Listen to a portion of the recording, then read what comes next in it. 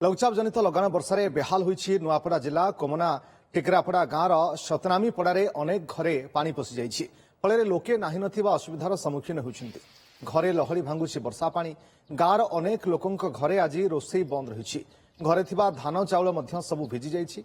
एभली स्थितिरे विपन्नक प्रति प्रशासन दृष्टि देबाकू लोके दाबी करिछन्ति। अत्यंत दुखर कथा जे टिकरापड़ा प्रेमसागर आ भमर सतनामीर घर रे पानी पशिकरी पाखापाखि 18 तारिख रु आज पर्यंत कंटिन्यू वर्षा लगी रही है। तांकर घर रे उभय दुई भाई आ पड़ोसी जेन मान 4-5 घर समस्त घर को पानी पशिचे। आउ से माने जेन प्रकार दुख कष्ट रे अछन प्रशासन आसी परिदर्शन कला परे मध्य माने यार किसी सुविचार नहीं पारला।